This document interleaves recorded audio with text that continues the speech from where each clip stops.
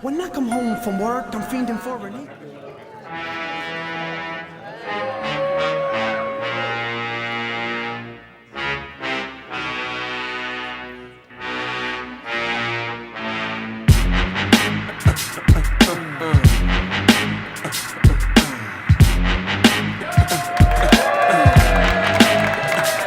How we doing, Golden? Get the fuck up. Okay, I gotta move this. Hippies are a little clumsy. And I look different. I look young, but I actually come from a different time. I've had a beeper in my day. And it wasn't even to sell weed yet. It was so my mom could tell me to come home. I knew they were tracking devices. Like I said, though, I come from a different time. I saw Blockbuster get put out of business by Netflix. I saw one of my favorite, Toys R Us, get put out of business by Amazon. I saw heroin get put out of business by fentanyl. I come from a time where you could find a mystery bag of powders on the barroom floor and go home and have a good night. Nowadays, you have to know chemistry to take that cocaine home. I didn't come from free love like the hippies, but I at least came from mystery bag of powders is okay. But a hippie feels safe in Denver because you guys went and legalized pot. Kind of put me out of a job. Nobody tells you what happened to the weed man, the one that made it out. He delivers pizza now. DoorDash, and these people with the snowboard racks on the top of their car looking like police, they're slowing down your food, I'm sorry. But now that you guys legalize pot, I'm not too worried about, Big Brother looking in on our lives. But if the government's gonna be watching us, I feel like they should be giving us some stats, like Spotify Wrapped. Am I actually the worst driver in Denver, or is that just what my ex-girlfriend says? They have this information. I feel like I'm in the top 1% of texting I'm on the way while still laying in bed. They have these numbers. Any parents in the crowd? Well, hippies, we're pretty childish ourselves, so we don't have a lot of kids. You guys measure the height of how good your kids are doing with the height on the wall? We measure the length of our hair as the last time we saw a judge. I'm doing pretty good.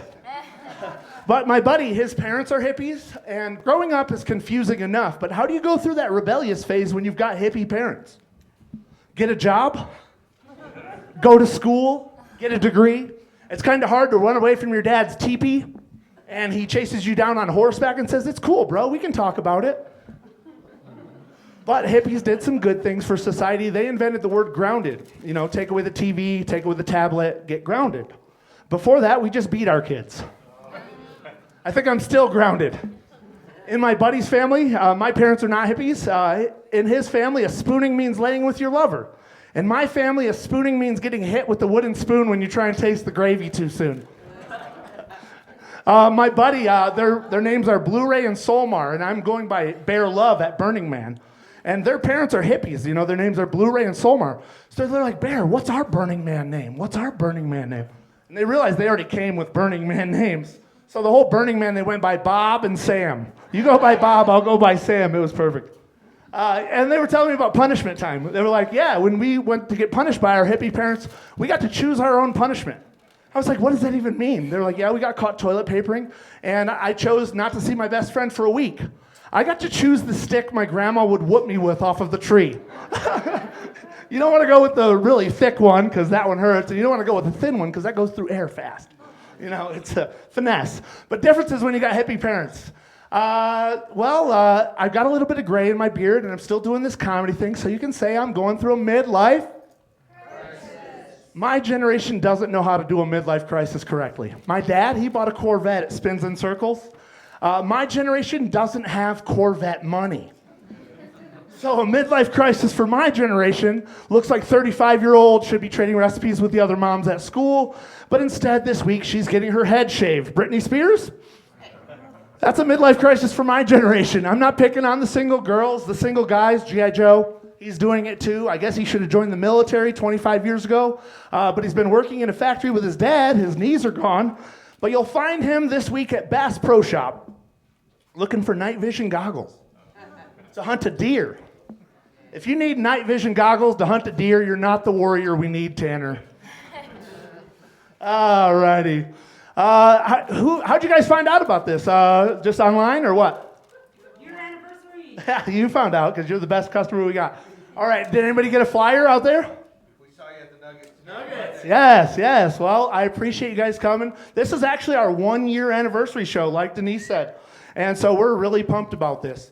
But like I said, you guys put me out of work when I used to grow pot high up in the Colorado Rockies, double meaning. And have you guys ever been so stoned you thought you invented something that you didn't really? That happened to me up in Conifer. So we're growing pot, and the worst thing that can happen when you're growing pot is the police to show up. A close second is you can run out of Kool-Aid. Sheba Hut, they think we love it so much they put it on tap like it's a real drink for us stoners. So the worst happened to us. And my girlfriend, she shops at Costco, so I look up in the cabinet and we got a bunch of sugar. And so I'm like, how do I flavor this sugar water? I look up in the cabinet, and all of my friends who are hippies, they have brought up in the cabinets a bunch of tea. And so I was like, oh, this is perfect. I can flavor my sugar water with the tea. And it's better than the artificial flavors in Kool-Aid anyways. You know, and my friends didn't call me out for 3 days. I'm asking my girlfriend, should I make another batch of sugar water tea, honey? You know, my friends, nobody called me out. They probably thought there was pot in it looking at me. But it was just celestial seasons, sleepy time. But your family will keep you in check. My cousin came from Texas. He was trying it. I said, yeah, I'm thinking about opening up a stand at Red Rocks, you know, with the different flavors of sugar water tea. He goes, this is really good, Bear. But you did not invent sweet tea. For 3 days, I thought I did. Okay, well, who believes in work smarter, not harder? All right. Well, hippies, I was working at a mortgage job on the beach in San Diego, and I see out the window all these hippies that are literally living on the beach. And I'm like, my boss is talking work smarter, not harder. And I see these hippies. When they want to go on a vacation, do they book a plane, book Airbnb, and then go on a trip after they request time off? No, they stick their thumb out and they go west. So that's smarter, not harder. But I'm smarter than a hippie, right? So when I started hitchhiking, I was going from Houston, Texas to Pensacola with my cousin. And I'm a construction worker, so I had a little sign with me that made hitchhiking very effective. One side said stop, the other side said slow down. The police relieved us of our sign 3 counties later. We didn't get very far out of Texas before that sign was taken. And it was actually catch and release with the police because they probably smelled me and my cousin. They didn't want to do the paperwork. So we still had a little bit of fairy dust, and they let us out of the car, and we get picked up just within 5 minutes. That's when you know you got good luck. And the guy who picks us up, he goes, yeah, oh, you guys seem cool. I'm actually a Viper. And we're passing New Orleans, so I'm like, is this some kind of gang? We've had a long day. And he says, actually, the beatniks who smoked weed were Vipers. And I said, my people. And he said, why don't you grab in the glove box? So I know I'm about to grab some weed out of the glove box. And he has Miles Davis's trumpet piece that he wants me to pack weed into the end like it's a one-hitter. Jazz was never so alive that night. So he gives us a ride all the way to Pensacola, and that is a hippie's dream.